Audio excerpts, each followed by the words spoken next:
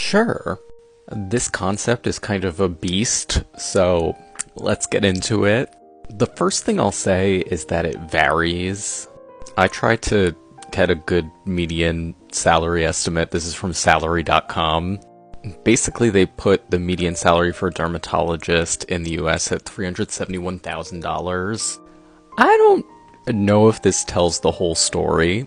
One thing I'd like to point out is that it's been proven through research that there is a gender pay gap in dermatology, just like there is in pretty much every field in the US. Also, across medicine, you'll see that surgical specialties make more money, and for subspecialists within dermatology that are more procedural, I believe this is true too. This is data from the AMA.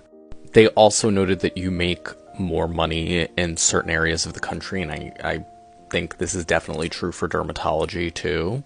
If you go and work in an underserved area, you're going to make more money than, say, in a major metropolitan area where there are tons of dermatologists, just because there's a need and they want to attract and retain people.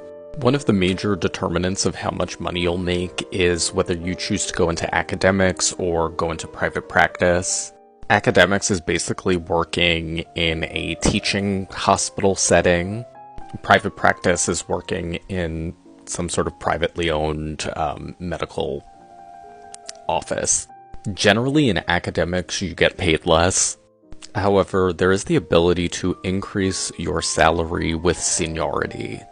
Basically, the rank of your professorship increases with time and certain achievements like publications in some places. Every institution is different.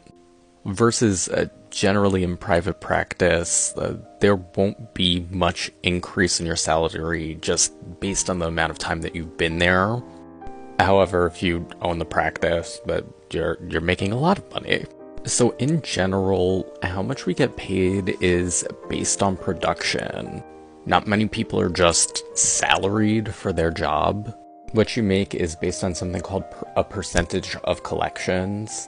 So collections are whatever the practice makes from the work that you do, i.e., what they're getting paid by insurance or in cash for things that are cash only, like cosmetic procedures. The percentage of collections is going to be pre-negotiated when you're hired, and it will generally be between 40 and 50%. 40% is pretty low, and I would say that 50% is probably like the highest I've ever heard of. Basically, the idea here is that your employer has a certain amount of overhead to allow you to practice. Think supplies, paying support staff, the billing staff required, etc. And they want to make a profit too. So generally, they're taking most of what you bring in collections, and you get the rest.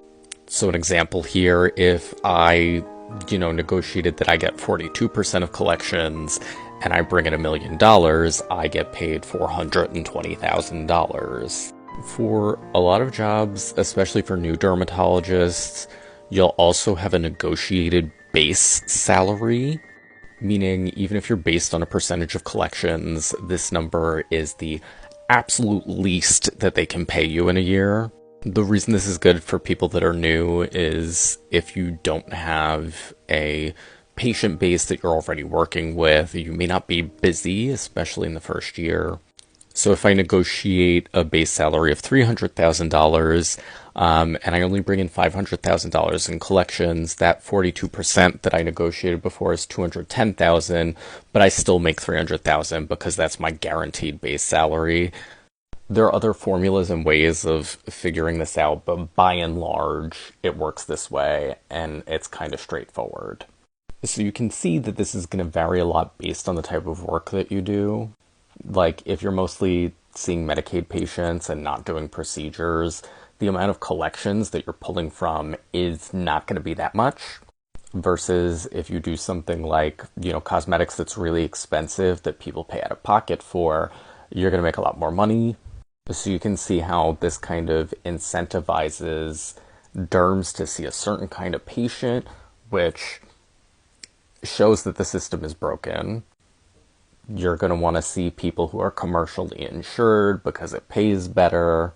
And this is why some practices are cash only too. They remove the cost of having to deal with insurance, and it's guaranteed that you're going to get paid a certain amount. Generally, you can also see that this incentivizes people, not just the practices, but the practitioners to see more and more patients, which, is a double-edged sword. Obviously, wait times, especially in certain places, can be really long, so getting in more patients is potentially good for business, but also, good for the community that you're working in. However, you have to balance that with, sacrificing quality for quantity. And unfortunately, I think a lot of patient dissatisfaction comes from the fact that they don't have enough time with their doctors. It can also lead to burnout, especially if, your employer is pushing you to see more patients in a day because they want to make more profits and more collections. But I'm not going to go on a rant about the US healthcare system because we would be here all day. And we have to realize that this is just, for the clinical job itself. There are other ways to make money as a dermatologist, as a consultant, doing social media work, and the like. Overall, I think the lowest dermatologist salary I've ever heard of was, between $1 and $200,000. And the most is like several million. It's an extremely variable career, and because of that, salary is going to vary too. Let me know in the comments if these numbers line up with what you were expecting.